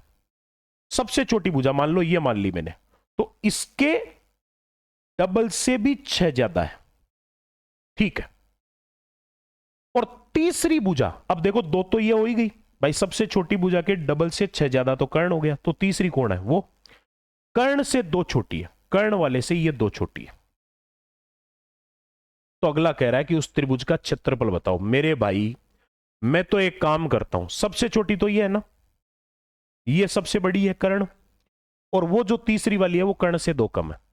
इसमें देखता हूं सबसे छोटी तो ये हो गई, ये कर्ण है, ये बीच वाली हो गई, इनके बीच में अंतर है 1 का, मुझे 2 का चाहिए। अगला कह रहा है कि ये 2 कम होनी चाहिए कर्ण से, तो डबल कर दो, 6 8 और 10 डबल करी, तो देखो एक बात बताओ, कर्ण से 2 कम हो गई, हो गई। अब देखता हूं कि ये जो कर्ण है, ये कंडीशन भी तो सेटिस्फाइड होनी चाहिए कि सबसे छोटी के डबल से 6 ज्यादा होना चाहिए। सबसे छोटी है 6, 6 का डबल 12, 12 से 6 ज्यादा करूंगा तो 18 आएगा। ये तो उत्तर नहीं है मेरा, इससे तो ये बुझाई नहीं पड़ेगी। फिर मैंने देखा कर्ण 13 है, ये इससे 1 कम है, मुझे चाहिए 2 कम, तो डबल कर देता हूं, 10 24 26 हो गया 2 कम। और अब मैं देखता हूं कि ये सबसे कर्ण जो है ना 26, वो सबसे छोटी भुजा 10 का डबल से 6 ज्यादा है, बिल्कुल है कि नहीं है? तो इसका मतलब मेरे भाई सबसे छोटी होगी 10 24 और 26, और इसका क्षेत्रफल पूछ रहा है, तो क्या होगा क्षेत्रफल? 1/2 आधार गुणा ऊंचाई, 24 गुणा 10 240, 240 का आधा 120। ये लो, नहीं बना लो समीकरण, बना लो भाई, मैं थोड़ी कह रहा हूं आपको, अगर आपकी इच्छा है तो बना लो। बनवा रही है दुनिया, खूब बनवा रही है, अपना अपना तरीका है मेरे भाई। और मैं ये बात पहले कहता हूं कि मेरा तरीका किसी से मैच नहीं करेगा, क्योंकि मेरा तरीका मैंने ही बनाया है, मैच कैसे करेंगे? अब कह रहा है यदि कोई तिर्यक रेखा 4 सीधी समांतर रेखाओं को, 4 समांतर रेखा है, 1 2 3 4 समांतर रेखाओं को प्रतिच्छेद कर रही है एक रेखा, तो इस प्रकार बने कोणों के अलग अलग मानों की संख्या बताओ। अलग अलग मान कितने कोणों के, वो बतानी है। तो मेरे भाई जब समांतर रेखाओं को तिर्यक रेखा प्रतिच्छेद करती है ना, तो ये एक समान स्थिति पर बनने वाले कोण बराबर होते हैं, ये सब सेम होंगे। और दूसरी बात, ये आमने सामने वाले वैसे भी बराबर होते हैं। दो रेखा जब एक दूसरे को प्रतिच्छेद करती है, तो ये आमने सामने के जो कोण होते हैं, शीर्षाभिमुख कोण, ये बराबर होते हैं। तो ये इसके बराबर, ये इसके बराबर, ये इसके बराबर, ये इसके बराबर, टोटल कोण बने 16। एक पॉइंट पे 4 बन रहे हैं, तो चारों पे 16, उनमें से देखो 8 ये बराबर है, 8 ये सेम है। और इसी प्रकार से ये वाला इसके बराबर होगा, ये इधर वाले समान होंगे, और ये 4 इनके सामने वाले, ये इनके समान होंगे।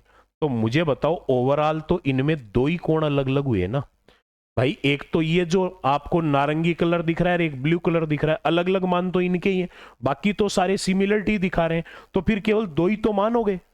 अब कोई बच्चा सोच लेगा ना कि यार चारों के ऊपर एक पे 4 कोण बन गए, तो चारों पे 16 बन गए। अरे भाई 16 थोड़ी पूछ रहा है कि कुल कितने कोण बनेंगे, ये तो पूछ रहा है अलग अलग मान बताओ कोणों के।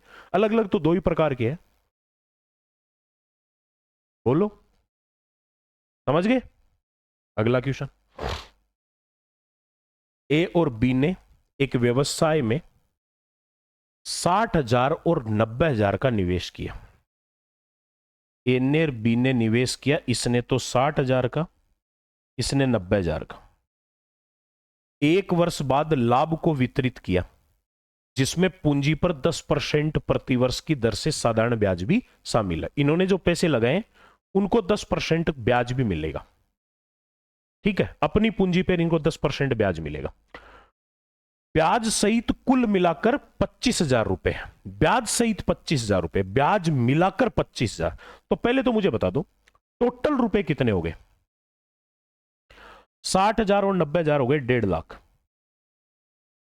टोटल हो गए 1.5 लाख, और 1.5 लाख का 10% ब्याज कितना होता है? 15,000। तो आपके लाभ में से है ना, जो लाभ 25,000 का हुआ, उसमें से पहले तो ये ब्याज जो इनको मिलना है इनको साइड में निकाल देता हूं। तो ब्याज 15,000 निकाल दिया, 25,000 माइनस 15,000, तो बताओ लाभ बच गया 10,000, जो उनमें बटना है। बाकी तो उनका ब्याज है जो उनको मिलना है, लेकिन इनमें बटने वाला ब्याज जो होगा वो है केवल 10,000। और हमेशा व्यक्तियों के बीच में लाभ का बंटवारा हमेशा उनके पूंजी के अनुपात में होता है। तो 60 और 90, 30 दूनी 60, 30 या 90, 2 और 3, इन्होंने जो पैसे लगाए वो 2:3 के अनुपात में, तो लाभ का बंटवारा भी 2 और 3 के अनुपात में ही होगा। लाभ 10,000 का है, 2 हिस्से इसको मिलेंगे और 3 इसको मिलेंगे, ए और बी को। तो 2 और 3 हो गए 5 हिस्से, 10,000 के 5 हिस्से 2,000 के हो गए। तो 2,000 का डबल 4,000 तो इसको मिलेगा और 6,000 इसको मिलेगा। ये तो मिल गया इनको क्या? लाभ। अब रह गया इनका ब्याज। ब्याज सहित कुल लाभ 25,000 है, तो एक का हिस्सा बताओ। एक को 4,000 तो लाभ में से मिल गए, और बाकी का 10% ब्याज मिलेगा। 60,000 का 10% कितना होता है? 6,000। 6,000 इसको ब्याज मिल जाएगा। तो एक बात बताओ, 6 और 4, लाभ में से एक का हिस्सा जो है वो 10,000 रुपए का ही तो हुआ। हो गया कि नहीं हो गया? बिल्कुल सीधे सिंपल तरीके हैं यार। अब इनसे आसान चीजें आपको कहीं नहीं मिलनी है मेरे भाई। अगला कह रहा है 260 पेज की एक किताब के पेज नंबर संख्याकित करने के लिए, पेज नंबर लिखने के लिए प्रयुक्त होने वाले जो अंक है, प्रयुक्त होने वाले अंक 5 की संख्या कितनी है? यानी आपको यह बताना है, 1 से लेकर 260 तक की संख्या लिखेंगे ना, तो उनमें से आपको यह बताना है कि 5 अंक कितनी बार आएगा। 5 कितनी बार आएगा 1 से 260 तक की गिनती में। देखो भाई, ये 3 अंकों तक की संख्या पहुंच रही है, तो 5 कहां कहां मिल सकता है? या तो यूनिट डिजिट पे 5 मिल सकता है ना, या आपको 10th डिजिट पे 5 मिल सकता है, और या आपको 100 डिजिट पे 5 मिल सकता है। अब 100 वाले पे तो 5 मिलेगा नहीं। क्यों? 1 से लेकर 99 तक संख्या में 100 वाला अंक ही नहीं है, तीसरा अंक ही नहीं है। 100 से लेकर 200 तक, 100 से लेकर 199 तक जो संख्या है उनका सैकड़ा वाला अंक 1 है, और 200 से लेकर 260 तक जो संख्या है उसमें सैकड़ा वाले स्थान पर अंक 2 आएगा। तो एक बात तो क्लियर है कि 100 वाला स्थान के ऊपर 5, 1 से 260 तक नहीं है। वो तो सबसे पहले किस में आता है? 500 में आता है। पहली संख्या जिसमें सैकड़ा स्थान पे 5 आता है वो 500 होती है। 500 से 599 तक 100 संख्या में 5 ही 5 आएगा सब में। लेकिन अब देखना है मुझे यूनिट और 10th। सबसे पहले यूनिट मतलब इकाई अंक।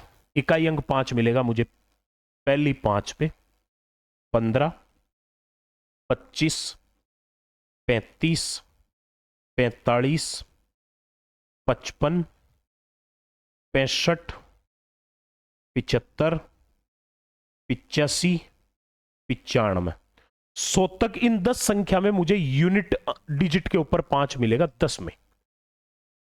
अब एक चीज ये भी देखोगे कि इसमें 10th स्थान पर, 10वें स्थान पर कहां से मिलेगा? 50 से शुरू होगा। 50, 51, 52, 53, 54, 55, 56, 57, 58, 59।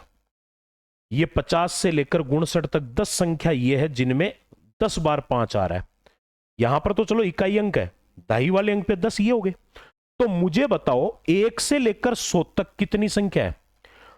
10 इकाई अंक, तो 10 जगह तो इकाई अंक पे 5 है और 10 जगह दाई अंक पे 5 है, तो 20 तो ये हो गए। और अगर 1 से 100 तक 20 जगह है तो 101 से 200 तक भी 20 जगह ही होगा। 20 और 20 40 तो ये हो गया। अब बच गया कौन सा? अब बच गया मेरे भाई 200 से लेकर 260 तक। 200 से 260 तक पहले इकाई अंक 205, 215, 225, 235, 245, 255। इन सब में देखो इकाई अंक के ऊपर 5 है, लेकिन यहां दाई भी 5 आने लग गया, तो 255 में दाई पे 5 कहां से शुरू होगा? 50, 251, 252, 253, 254, 255, 256, 257, 258, 259, 260 में तो 6 हो जाएगा। तो मुझे बताओ इधर कितने हैं? ये इधर है 3 और 3 6, संख्या 10 ये हो गई।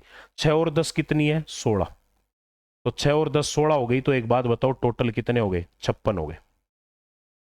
हो गया। अब आप सीधा सा सुन लो, 1 से लेकर 100 तक कोई भी अंक 20 बार आएगा, इकाई और दाई अंक। 100 से 200 तक भी वही आएगा 20 बार, 20 और 20 40, तो ये हो गया। अब 260 तक ही जाना है, यानी 10 10 के 6 बार ही आएंगे, तो इकाई अंकों पर 6 बार आएगा और 10 बार ये होगा, 10 और 6 16। सीधा सीधा जोड़ सकते हो। अगर 1 से लेकर 390 तक बोलता तो 1 से 390 तक, 1 से 300 तक तो हो गया 20 20 40 और 20 60, और उसमें से 390 तक है, तो अगर 400 तक होता तो 20 आगे वाले 100 में और हो जाते, लेकिन उसमें से एक कम कर दो, 19। 60 और 19 गुण ऐसी हो जाएगा। ऐसे करके बिना पेन उठाए भी आप कर सकते हो, कोई बड़ी चीज नहीं है। अगला क्वेश्चन, 224 सेंटीमीटर परिमाप वाली 224 सेंटीमीटर परिमाप वाली आयताकार टाइल का उपयोग 25.6 मीटर लंबी और 14.6 मीटर चौड़ी फर्श को बनाने में किया गया। देखो पहले तो आप ये देखो फर्श क्या है। फर्श की लंबाई बोली 25.6 मीटर, जबकि ये दे रखे हैं आपको जो टाइल लगाएगा वो है 24 सेंटीमीटर में। तो मीटर को भी मैं सेंटीमीटर में मैं बदल के चलता हूं, 2560 सेंटीमीटर लंबाई और 1440 सेंटीमीटर चौड़ाई वाले फर्श को बनाने के लिए किया गया इन टाइलों का प्रयोग। 224 सेंटीमीटर जिनका परिमाप है, परिमाप मतलब बाउंड्री एक टाइल की। अब यहां टाइलें लगेगी ऐसे,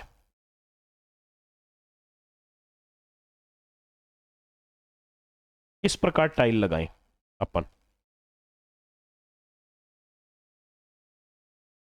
है ना, और इधर ऐसे लगाएं। ऐसे ही लगती है टाइलें, तो लगाई तो नहीं है मैंने, लेकिन ऐसे देखी है मैंने, है ना। तो आप मुझे एक बात बताओ, अगर मैं पूरे के पूरे इस फर्श के क्षेत्रफल में एक टाइल के क्षेत्रफल का भाग दे दूं तो टाइलों की संख्या आ जाएगी। संख्या जब भी ज्ञात करो कोई भी टॉपिक हो, आपको ये कहे कि ये कितनी होगी, तो टोटल में एक यूनिट का भाग दे दिया करो, उनकी संख्या आ जाएगी। तो मेरे को क्या करना है, पूरे फर्श के क्षेत्रफल में एक टाइल के क्षेत्रफल का भाग देना है। अब एक टाइल के क्षेत्रफल के लिए इसने क्या लिखा, यदि प्रत्येक टाइल की लंबाई चौड़ाई का अनुपात 4 और 3 है। अब देखो प्रत्येक टाइल की लंबाई और चौड़ाई 4 और 3 है, 4 और 3 लंबाई चौड़ाई, ये 4 है तो ये भी 4 होगी, ये 3 है तो ये भी 3। तो परिमाप कितना हो रहा है अभी भी, 4 4 8 6 14, परिमाप 14 हो रहा है, जबकि वो कह रहा है उस टाइल का परिमाप 224 है। तो एक का मान कितना होगा, 14 का मान 224, तो एक का मान हो गया 224 बट्टा 14, 14 एकम 14, 14 6 84, यानी कि 16 गुना होगा। तो फिर इसकी लंबाई तो हो गई 16 चौका 64 सेंटीमीटर और चौड़ाई हो गई 16 तिया 48 सेंटीमीटर। तो मेरे भाई पूरा फर्श की लंबाई चौड़ाई तो हो गई, पूरे फर्श का क्षेत्रफल तो लंबाई गुणा चौड़ाई 2560 गुणा 1440, और एक टाइल का क्षेत्रफल हो गया 64 गुणा 48। तो टाइलों की संख्या आ जाएगी 64 चौक 256, 48 तिया 144, तो 4 और 0 40, तो ये 3 और 0 30, ये 40 गुणा 30 हो गई 1200 टाइल हो गई, 1200 टाइल हो गई मेरे भाई। ये वाला क्वेश्चन लिखा हुआ है √5 plus x plus √5 minus x upon √5 plus x minus √5 minus x बराबर 3। एक काम करो, इसको उठाकर इधर ले आओ, गुणा में हो जाएगा। √5 plus x plus √5 minus x बराबर 3 गुणा √5 प्लस एक्स माइनस 3 गुणा √5 माइनस एक्स। अब देखो सेम सेम को एक साइड कर लो, माइनस का है ये 3 गुणा √5 माइनस एक्स, इसको उधर ले जाओ तो प्लस में हो जाएगा, और 5 प्लस एक्स वाले को इधर ले आओ तो इस तरफ √5 माइनस एक्स और माइनस वाला उधर जाकर प्लस 3 गुणा √5 माइनस एक्स बराबर 3 गुणा √5 प्लस एक्स, तो ये है वो इधर आकर माइनस का हो गया √5 माइनस एक्स। 3 और 1 4 मान ये हो गए √5 माइनस एक्स के, और 3 में से 1 गया तो 2 मान ये हो गए √5 माइनस एक्स का। अब मैंने देखा यहां 2 का भाग इसमें गया 2 बार, हो गया। मुझे मान चाहिए एक्स का, एक्स का चाहिए तो क्या करूं, रूट हटाऊं, रूट हटाने के लिए पूरे का स्क्वायर कर देता हूं दोनों साइड, तो 2 का स्क्वायर 4 गुणा √5 माइनस एक्स स्क्वायर का, एक्स का होल स्क्वायर हो गया 5 माइनस एक्स। रूट वाली संख्या का स्क्वायर करने पर रूट हट जाता है, और इधर √5 माइनस एक्स का, अरे ये प्लस है भाई, इधर आया ना प्लस में है, ये √5 प्लस एक्स, √5 प्लस एक्स का स्क्वायर हो गया 5 प्लस एक्स। अब वही काम कर लो, यहां अंदर गुणा करेंगे 4 को 5 से तो 20 माइनस 4x बराबर 5 प्लस एक्स, माइनस 4x को इधर ले आ जाओ प्लस का हो जाएगा, और 5 को उधर ले जाओ तो इस तरफ तो हो गया 20 माइनस 5, और इधर हो गया x plus 4x, x plus 4x 5x, और 20 में से 5 गया 15, 5x बराबर 15, तो x बराबर हो गया 15/5 यानी 3, 15/5 का मान आ गया 3। ये सीधा सीधा केवल कैलकुलेटिव क्वेश्चन है, लेकिन क्वेश्चन दिखने में बहुत डरावना, दिखने में एक बार तो दिमाग खराब करता है। घनाभ के आयतन में कुल प्रतिशत परिवर्तन बताओ अगर लंबाई और चौड़ाई में 15 और 25% कमी जबकि ऊंचाई में 60% की वृद्धि। पहली बात तो घनाभ का आयतन होता क्या है, आयतन होता है लंबाई गुणा चौड़ाई गुणा ऊंचाई, यानी लंबाई चौड़ाई और ऊंचाई इन तीनों को मिलाएंगे तो आयतन बनेगा। इसने कहा लंबाई को 15% कम करूंगा, चौड़ाई को 25% कम करूंगा, और ऊंचाई में 60% की वृद्धि करूंगा। जब ये 3 मान देखकर इनका टोटल पूछे ना, तो एक तरीका सीधा सा होता है कि अगर आपको ये तीनों देकर टोटल पूछे तो इन तीनों के अनुपातों को सीधा सीधा गुणा कर दिया करो, डायरेक्ट आ जाएगा। 100 मानना और उस झंझट में मत पड़ो। 15% क्या होता है, 15/100, 5 से कट गया 3/20। 15% कमी का मतलब है 20 में से 3 कम, तो इसका अनुपात बन गया 20 से 17। दूसरा 25% कमी, 25% मतलब 25/100, 25 से कट गया 1/4। 25% कमी है तो इसका मतलब 4 में से 1 कम, ये हो गया 4 से 3। और तीसरा 60% प्लस, 60% यानी 60/100, 20 से कट गए 3/5, और ये प्लस है तो 5 में 3 प्लस होगा, तो ये हो गया 5 में 3 प्लस करके 8। तो अगला मेरे से ये पूछ रहा है कि आयतन बताओ। मैं ये कह सकता हूं पहले आयतन ये था, अब ये हो गया। गुणा करके बाद में कैलकुलेशन करो या पहले काट लो। देखो 4 दूनी 8, 20 पंजो 100, कटने को तो 2 से भी कट रहा है, लेकिन मैंने इसको 100 ही बनाया। पहले वाला आयतन मैंने 100 रखा क्योंकि 100 वो संख्या होती है जिसपे कैलकुलेशन करने की जरूरत नहीं पड़ती। तो मैंने पहले का आयतन 100 बना लिया। अब कितना हो गया, 17 × 51 दूनी 102, यानी आयतन 100 से बढ़कर 102 हो गया। तो आयतन में 2% की इंक्रीज होगी, 2% वृद्धि हो गई। ये इसका आयतन हो गया। अब बताओ आप, इसका फर्स्ट हाफ अच्छे से समझ में आया कि नहीं आया? तगड़ा पेपर है, बहुत शानदार।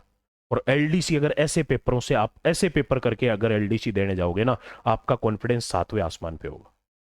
मैं एक बार फिर बता रहा हूं, एप्लीकेशन के ऊपर हर संडे को सुबह 10 बजे पेपर होता है, और उसके बाद में दो पार्ट में इसका यूट्यूब के ऊपर सॉल्यूशन होता है। फर्स्ट आप 1 से 25, सेकंड आप 26 से 50, और इन सॉल्यूशन की पीडीएफ टेलीग्राम के ऊपर डाली जाती है। और एक एप्लीकेशन पे मैंने फ्री बेस भी दे रखा है, अप्रोचेबल बेच। और हर एप्लीकेशन पे जो कोर्स में आरएसएस एलडीसी के लिए करवा रहा हूं, हर टॉपिक की 2-2, 3-3 क्लास फ्री दे रखी है, जिसमें एडवांस मैथ लाइव पढ़ा रहा हूं स्टूडियो से।